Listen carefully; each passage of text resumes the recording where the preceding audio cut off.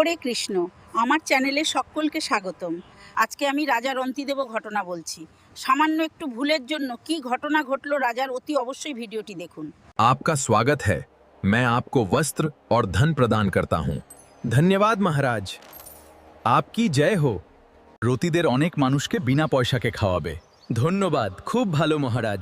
আপনি খুব দামি, আপনার জন্য আমরা বেঁচে আছি। দেখো, আমার তো বয়স হয়ে গেছে, আমি মৃত্যু বশযাত্রী। তোমাদের কোনো চিন্তা নাই, এই ভান্ডার আমি এমন করে দিয়ে যাব, তোমাদের সেবার কোনো অভাব হবে না। তোর মৃত্যুর সময় হয়ে গেছে। চলো, তুমি আমাদের সাথে নরকে চলো। এ কি, আমি নরকে যাব কেন? আমি সারা জীবন দান ধ্যান করলাম, কত ভালো কাজ করেছি। আমি নরকে যাওয়ার কারণটা কি? আমি তো জীবনে কোনো অন্যায় কাজ করি নাই। তুমি ঠিক কথাই বলেছ। তুমি সারা জীবন দান ধ্যান অনেক করেছো, কিন্তু তুমি জীবনে একটা যে মারাত্মক ভুল করেছো, সেই ভুলের কারণেই তোমাকে যেতে হবে নরকে। আমার কি ভুল বলুন? কি ভুল কাজ করেছি? আমি যদি অজান্তে কোনো ভুল করে থাকি তাহলে আমি আসছি তো করব, কিন্তু আমি জেনে শুনে কোনো ভুল করিনি। তোমার ভুল একটাই, একদিন একটা ক্ষুধার্ত ভিখারি তোমার বাড়ির সামনে এসে তোমাকে অনেক ডাকাডাকি করেছিল, তোমার সাড়া পায়নি, এবং সে ক্ষুধার্ত অবস্থায় তোমার বাড়ি থেকে সেদিন চলে গিয়া। রাজন, তোমার পূর্ণকর্মী কথা পৃথিবী জানে, কিন্তু তোমার সূক্ষ্ম অপরাধগুলোর কথা কেবল ভগবান ও ধর্মরাজ জানেন।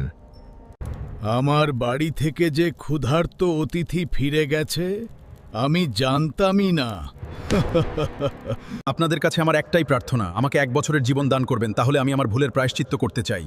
আমি চাই না আমার একটি ভুল আমার সারা জীবন ধর্মকর্মকে ছাপিয়ে যাক। আমাকে একবার সুযোগ দেন, আমার জন্য আর ভুল না হয়। ঠিক আছে, তোমাকে আমরা 1 বছরের জন্য জীবন দান করছি।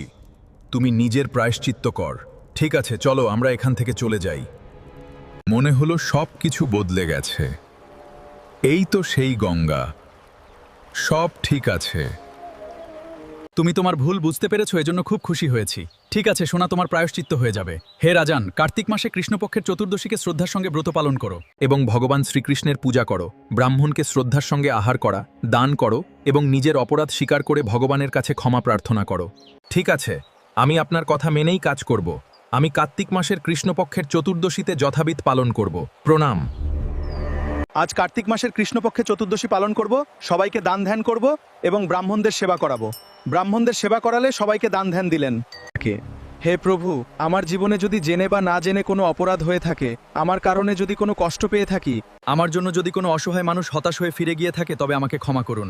আমার অন্তরে এমন বিবেক জাগ্রত করুন যাতে আমি কোনো প্রাণীকে কষ্ট না দেই। কাহিনী অনুসারে রাজার অন্তিদের ভগবানের কৃপা লাভ করেন এবং শেষ পর্যন্ত বিষ্ণুলোকে গমন করেন। এই কাহিনীর বড় শিক্ষা, এর কাছে কারো সামান্য কষ্ট ছোট মনে হতে পারে, কিন্তু ঈশ্বরের দৃষ্টিতে কোনো প্রাণীর কষ্টই তুচ্ছ নয়। মানুষ নিজের পূর্ণ কর্মের হিসাব ভুলে যেতে পারে, কিন্তু কর্মের হিসাব ঈশ্বর কখনো ভুলে যায় না। কি কখনো ভেবে দেখেছেন, অজান্তে করা একটা ছোট্ট ভুল আমাদের কর্মের অংশ হয়ে যেতে পারে।